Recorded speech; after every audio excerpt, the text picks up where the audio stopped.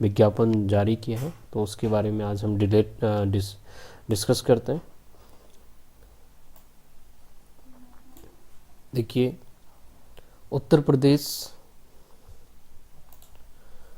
प्रदेश अधीनस्थ सेवा चयन आयोग लखनऊ, विज्ञापन संख्या 1, परीक्षा 2022, राजस्व लेखपाल मुख्य परीक्षा।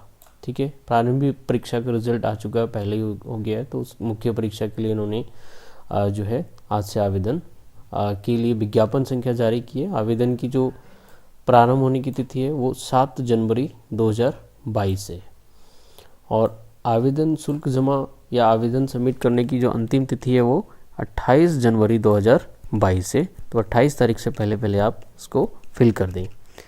अगर जो आवेदन में कोई प्रॉब्लम हो जाती है तो संशोधन की जो अंतिम तिथि है वो 4 फरवरी 2022 से 4 फरवरी तक आप उसमें जो है संशोधन कर सकते हैं। चलिए आगे देखते हैं इसका जो मेन जो इस फॉर्म को फिल कौन कर सकता है। तो राजस्व लेखपाल मुख्य परीक्षा हेतु अभ्यर्थियों की शॉर्ट लिस्टिंग उनकी प्रारंभिक परीक्षा के स्कोर के आधार पर की जाएगी। ठीक है, जो आपने प्रारंभिक परीक्षा दी थी उसका बेसिस पर ही जो है इन्होंने एक शॉर्ट लिस्टिंग की है, करेंगे, उसी के बेसिस पर आप उसको फिल कर सकते हैं। स्कोर कार्ड उन्होंने एक प्रोवाइड करेंगे आपको। ठीक है, उसके बाद ऑनलाइन आवेदन करने वाले अभ्यर्थियों के लिए आवश्यक सूचना। जो आवेदन करने के लिए आपको ऑनलाइन ही पद्धति का यूज़ करना है, यानी ऑनलाइन जो है एप्लीकेशन ही एप्लीकेबल होंगे, वही वैलिड होंगे, अदरवाइज नहीं होंगे। दूसरा upsc.gov.in ये इनकी वेबसाइट है, यहाँ पर जाकर आप फॉर्म फिल कर सकते हैं और जो है डिटेल्स पूरा देख सकते हैं। आवेदन की प्रक्रिया क्या है और शैक्षिक अहर्ताएँ क्या है, अनिवार्य अहर्ता और अन्य अहर्ताएँ क्या क्या हैं वो हम देखते हैं इसमें। तो सेम वही प्रोसेस है जो आपका जो प्रीलिम्स में किया था, उसी के बेसिस पर इन्होंने किया। देखिए, आवेदन प्रक्रिया के संबंधी निर्देश। तो जो आवेदन अभ्यर्थी को प्रारंभिक अहर्ता परीक्षा के रजिस्ट्रेशन नंबर के प्रमाणीकरण हेतु 2 विकल्प उपलब्ध कराए गए हैं। देखिए, जो आपने रजिस्ट्रेशन किया होगा प्रीलिम्स का, तो उसके बेसिस उसका प्रमाणीकरण मतलब वहाँ से OTP आएगा, उसके बेसिस पर आप इसका मेंस जो है वो फिल करेंगे। तो व्यक्तिगत विवरण के आधार पर आप उसमें अपनी पूरी डिटेल लिखेंगे, नेम, ठीक है, registration number, name, link and other things. तो उसके बाद जो है आपका वहाँ से एक OTP आएगा, उसको फिल करेंगे, उस OTP से वो लॉगिन हो जाएगा और आप फॉर्म फिल कर सकते हैं। दूसरा है OTP के माध्यम से जो मोबाइल नंबर आपने रजिस्टर्ड किया होगा, मोबाइल नंबर और या ईमेल ID जो होगी उस पर एक OTP आएगा, उसके माध्यम से भी आप लॉगिन कर सकते हैं और मेंस का फॉर्म फिल कर सकते हैं। दूसरा है आवेदन करने के लिए क्या वो किया है। तो देखिए, इसमें जो है इस भाग में जो है लॉगिन के उपरांत अभ्यर्थी को जो भी उसमें डिटेल्स मांगी जाएंगी वो सब फिल करेंगे, फादर नेम, मदर नेम और जो भी आपकी श्रेणी है, ठीक है, प्लस आपका जो अदर्स जो डिटेल्स हैं वो आप इसमें सब केयरफुली जो है फिल कर दें। ठीक है, और उसके बाद एक एक कॉलम को अच्छे से देखना है इस पर।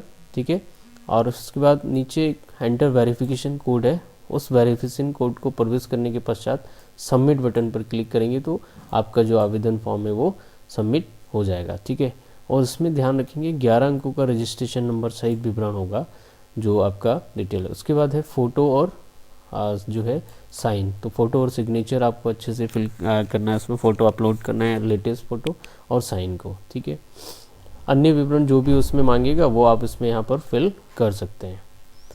उसके बाद है फ़ीस का। तो फीस जो है आप ऑनलाइन जो है फिल करेंगे, आप बैंक के थ्रू भी करा सकते हैं और जो है खुद से भी उसको आप फिल कर सकते हैं। चालान के माध्यम से भी जो है फॉर्म की जो फीस है वो कर सकते हैं। SBI से चालान आप कर सकते हैं, SBI की शाखा में जाकर निर्धारित फीस जो भी शुल्क है वो जमा करके आप वहाँ से भी आगे का प्रोसेस पूरा कर सकते हैं। वहाँ से एक ट्रांजेक्शन ID होगी, वो आप उसको जो है फिल करेंगे, फॉर्म में फिल करेंगे तो वहाँ से फॉर्म फिल हो जाएगा। ठीक है, नेक्स्ट है कि आवेदन की जो शुल्क है वो कितना है, वो सारे उसमें इनको 25 सभी कैटेगरी के लिए कितना है 25 है, तो 25 रुपीज़ आपका आवेदन शुल्क है। ठीक है, उसके बाद जो है इन्होंने कहा कि अभ्यर्थियों के लिए ध्यान देने योग्य बात है कि निर्धारित शुल्क का भुगतान डेबिट कार्ड, इंटरनेट या SBI के माध्यम से ही किया जा सकता है, ठीक है। और किसी अन्य माध्यम से फीस जो है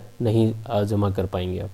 तो या तो आप जो है फीस को जो है डेबिट कार्ड या क्रेडिट कार्ड, डेबिट कार्ड, ठीक है, क्रेडिट कार्ड और इंटरनेट बैंकिंग, या फिर आप डायरेक्ट SBI के चालान के माध्यम से फॉर्म फिल कर सकते हैं। फॉर्म फिल करने के बाद जो है फॉर्म का प्रिंट आउट कर लें, वो बहुत इंपॉर्टेंट होता है नेक्स्ट आगे के लिए, ठीक है। आप अपने जो भी आपने फॉर्म फिल किया है उसमें आप संशोधन कर सकते हैं। संशोधन की जो लास्ट डेट है वो ध्यान रखना है, वो लास्ट डेट है 4 फरवरी 2022 तक। आप उसमें कोई जो गलती हुई है तो आप उसका संशोधन कर सकते हैं। अब है पदों का विवरण, कितने पद हैं। तो देखिए विभाग का नाम है राजस्व परिषद उत्तर प्रदेश लखनऊ लेखपाल। वेतनमान है 5200 से 20,200, ग्रेड पे है 2000 का, और न्यूनतम आयु है 18 वर्ष और अधिकतम आयु है 40 वर्ष। और जो सीटें हैं अनारक्षित सामान्य कह सकते हैं 3271 यानी 3271 सीटें हैं। SC के लिए जो हैं वो 1690 है, 1690 सीटें हैं। ST के लिए जो है 152 है, और OBC के लिए 2174 सीटें हैं। और आर्थिक रूप से कमज़ोर जो EWS वाले हैं उनके लिए 798। तो इस प्रकार टोटल मिला के जो है वो 8085 है। और जो सीटें हैं वो स्थायी अस्थायी दोनों टाइप की सीटें, यानी कि स्थायी है। वैसे इसमें क्षैतिज आरक्षण का विवरण दिया हुआ है इन्होंने, जो विवरण होता है यानी कि आरक्षण के इस प्रकार से। तो यहाँ पे इन्होंने सीटें बताई हुई हैं, जैसे स्वतंत्रता संग्राम सेनानी के जो आश्रित हैं उनके लिए 149 है, और विकलांगता की श्रेणी के अलग अलग कैटेगरी आती, तो यहाँ पर देखिए 102, 122, 85 इस टाइप से इन्होंने विकलांगता की जो है सीट्स को आरक्षण दिया हुआ है। महिलाओं के लिए यहाँ पर 1604 हैं, ठीक है। अन्य जो है सैन्य वियोजित भूतपूर्व सैनिक जो है उनके लिए 387। तो इस प्रकार से इन्होंने क्षैतिज आरक्षण इसका दिया हुआ है। इसके बाद जो महत्वपूर्ण जो इसमें आता है वो आता है जो अनिवार्य शैक्षिक अर्हता, ठीक है। क्या शैक्षिक अर्हता है अनिवार्य, ये देखना बहुत ज़रूरी है। अभ्यर्थी को माध्यमिक शिक्षा परिषद उत्तर प्रदेश को इंटरमीडिएट परीक्षा या सरकार द्वारा इसके समक्ष मान्य प्राप्त कोई अन्य परीक्षा उत्तीर्ण होना आवश्यक है, ठीक है। अधिमानी अर्हता अन्य बातों के समान होने पर ऐसे अभ्यर्थी को सीधी भर्ती के मामले में अधिमान दिया जाएगा जो प्रादेशिक सेना में 2 वर्ष की अवधि तक की सेवा कर चुका हो, या जिसके पास जो राष्ट्रीय कैडेट कोर है NCC है उसका B सर्टिफिकेट हो, ठीक है।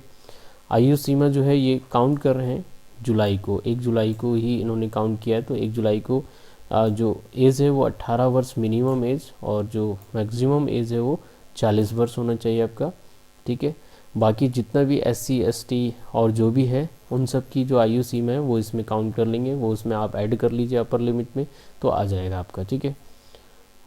और जो कुशल खिलाड़ी हैं उनकी अधिकतम आयु जो है आयु में 5 वर्ष की जो है छूट वैलिड है, जो स्पोर्ट्स से रिलेटिव है, तो आप यहाँ पर देख सकते हैं।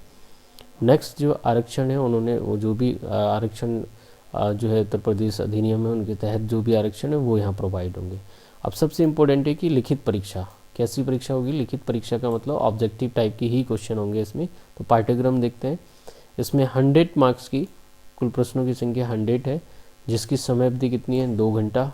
परीक्षा के प्रश्न कैसे होंगे, वस्तुनिष्ठ या बहुविकल्पी यानी ऑब्जेक्टिव टाइप की क्वेश्चंस होंगे। सिलेबस देखते हैं। हिंदी 25 क्वेश्चंस होंगे 25 मार्क्स के। फिर उसके बाद मैथ्स है, मैथ्स में भी जो है 25 क्वेश्चंस होंगे 25 मार्क्स के। फिर सामान्य ज्ञान है 25 मार्क्स के 25 क्वेश्चन है। ग्राम्य समाज एवं विकास ये भी 25 क्वेश्चन से 25। तो इस टाइप से हम देखेंगे तो 100 जो है क्वेश्चन होंगे और 100 जो है मार्क्स के ये पुटअप होगा। तो इसका समय सीमा जो है वो 2 घंटे है, इसको ध्यान रखें, ठीक है। जो ऋणात्मक अंक दिए जाने यानी कि 1/4 इसका भी ध्यान रखें, 1/4 नेगेटिव मार्किंग होगी अगर जो गलत करते हैं तो आप। पाठ्यक्रम को यहाँ इन्होंने डिफाइन किया हुआ है, जैसे सामान्य हिंदी है, सामान्य हिंदी में पर्यायवाची विलोम तत्सम संधियाँ ये सब पूछा गया है, बहुत अच्छे से इनको पढ़ें। वर्तनी त्रुटि से संबंधित अनेकार्थी शब्द यहाँ पूछे गए हैं, तो इसके लिए आप लूसेंट की बुक देख सकते हैं। लूसेंट या परीक्षा वाणी की बुक आ रही है यहाँ पर, तो उसको आप हिंदी वहाँ से देख सकते हैं। दूसरा है मैथ्स। मैथ्स में जैसे अंकगणित, और मैथ्स में 2 सेक्शन दिए, अर्थमेटिक मैथ्स और दूसरा है जो है स्टैटिस्टिक्स। तो स्टैटिस्टिक्स में मीन मूड मीडियन आता है, बाकी जो अर्थमेटिक है संख्या पद्धति लाभ हानि ये सब इसमें काउंट करते हैं। तो बहुत अच्छे से इसको देखें, यहाँ से क्वेश्चन पूछा जाता है। फिर अलजेब्रा है, अलजेब्रा में लासा, एलसीएम, एचसीएफ और जो क्वाड्रेटिक इक्वेशन है वहाँ से रिलेटिव क्वेश्चन आते हैं। तो मैथ की कोई भी एक बुक देख सकते हैं, जैसे RS अग्रवाल है, ठीक है, RS अग्रवाल बुक आप ले सकते हैं जो है इसके लिए। और भी अन्य जो कोचिंग संस्थान हैं उनकी बुक्स हैं, जो भी प्रैक्टिस बुक हैं आप अपने अच्छे से देख सकते हैं, किरण कंपटीशन, इन सब की बुकें देख सकते हैं। फिर थर्ड है इसमें जो मैथ्स का सेक्शन है वो रेखा गणित, ठीक है। तो यहाँ पर आप को जो क्वेश्चन आएंगे वो ट्रायंगल, जो रेक्टेंगल, इनसे रिलेटिव आएंगे, पैरेललोग्राम, तो यहाँ से आप देख सकते हैं इसको। और यहाँ से जनरली जो क्वेश्चन आते हैं वो ये सरफेस एरिया एंड वॉल्यूम से आते हैं, क्षेत्रफल, पृष्ठीय क्षेत्रफल और आयतन से रिलेटिव क्वेश्चन यहाँ पर पूछे जाते हैं। आप क्लास 9th 10th की मैथ से भी इसको प्रिपेयर कर सकते हैं। सामान्य अध्ययन बहुत इंपॉर्टेंट है। देखिए सामान्य विज्ञान पूछ लिया उसने, सामान्य अध्ययन में सामान्य विज्ञान को पढ़ना है अपने अच्छे से। फिर उसने यहाँ भारत का इतिहास यानी हिस्ट्री की बात कर रहा है, तो हिस्ट्री में बहुत ज़रूरी है भारतीय राष्ट्रीय आंदोलन, भारतीय राज्य व्यवस्था उसने पूछा, अर्थव्यवस्था, विश्व का भूगोल, ठीक है, यहाँ पर ये पूछा गया है तो इनको बहुत अच्छे से देखना है। और भारत के इतिहास में इन्होंने बताया आर्थिक, सामाजिक, सांस्कृतिक, राजनीतिक पक्षों की व्यापक जानकारी होनी चाहिए। भारतीय राष्ट्रीय आंदोलन जो है मिडिवल हिस्ट्री है, मॉडर्न हिस्ट्री है, आधुनिक भारत से क्वेश्चन पूछ रहे हैं। फिर राष्ट्रवाद, ये सारी चीज़ें अच्छे से पढ़ना है। दूसरा है राज्य व्यवस्था, इंडियन पॉलिटी बहुत अच्छे से पढ़ना है, पॉलिटी से क्वेश्चन बहुत अच्छे क्वेश्चन पूछे जाते हैं, भारतीय संविधान से रिलेटिव और सब। अर्थव्यवस्था, इकोनॉमी से भी क्वेश्चन आते हैं, इकोनॉमी को भी देखना बहुत ज़रूरी है। फिर यहाँ पर है विश्व का भूगोल से जानकारी होनी चाहिए, और फिर भारत का भूगोल। इस टाइप से इसने सिलेबस को डिफ़ाइन किया हुआ है। इसके लिए जो शुरुआती स्टूडेंट्स हैं वो लुसेंट जो है, लुसेंट का आप डेस्क्रिप्टिव ऑब्जेक्टिव ले सकते हैं। बाकी जो है परीक्षा वाणी जो है वाणी का आता है, वाणी का आप ले सकते हैं। वाणी की सारी चीज़ें अवेलेबल हैं, ठीक है, मार्केट में है वाणी का, आप वहाँ से जो है मार्केट से ले सकते हैं। वाणी आता है, वाणी की बुक्स, सारी बुक्स अवेलेबल हैं। फिर उसके बाद है ग्राम्य समाज एवं विकास, ये बहुत इंपॉर्टेंट है। ये social work, as a social work या उससे रिलेटिव क्वेश्चंस आते हैं, यहाँ से बहुत अच्छे से पढ़ना है इसको। ये आपको इंटरनेट से मिल जाएगा। नई योजनाएं हैं वो यहाँ क्वेश्चन देखिए, ग्राम्य विकास योजनाएं बहुत ज़रूरी है क्योंकि लेखपाल का फॉर्म है तो ये पूछेगा यहाँ से। और ग्राम्य विकास शोध प्रणालियाँ हैं, ग्रामीण स्वास्थ्य योजनाएं हैं, हेल्थ जो इस समय योजनाएं जैसे आंगनवाड़ी और उससे रिलेटिव आती हैं वो क्वेश्चन यहाँ से पूछेंगे। सामाजिक, ग्रामीण सामाजिक विकास से क्वेश्चन आएंगे। उसके बाद त्रिस्तरीय पंचायती व्यवस्था, ये बहुत पॉलिटी का ही पार्ट है, ये क्वेश्चन यहाँ बहुत ज़रूरी है इसके आना, तो इसको अच्छे से देखना है। तो इस प्रकार से जो आपका ये सिलेबस है इसका प्रिंट आउट कर लें, और प्रिंट आउट करने के बाद इसको देखें और इसके आधार पर ही आप अपनी जो है तैयारी करें, और बुक्स जो है वो अच्छे से पढ़ें, इसमें नोट्स देखें, नेट से नोट्स बना सकते हैं, ये सारी चीज़ें इसमें हैं। तो आपके जो है मेंस एग्ज़ाम के लिए मेरी जो है मैं हार्दिक शुभकामनाएं देता हूँ। आज ही से अच्छे से तैयारी में लग जाएं आप लोग जो है, और इसमें जो है उत्तर प्रदेश जो लेखपाल है उसमें आप सिलेक्शन पाएँ, और जो अच्छे से तैयारी करते रहें। अगर जो आपको वीडियो पसंद आती है तो वीडियो को लाइक, शेयर एंड चैनल को सब्सक्राइब करें। वीडियो देखने के लिए बहुत बहुत धन्यवाद। आपका दिन शुभ रहे। Thank you.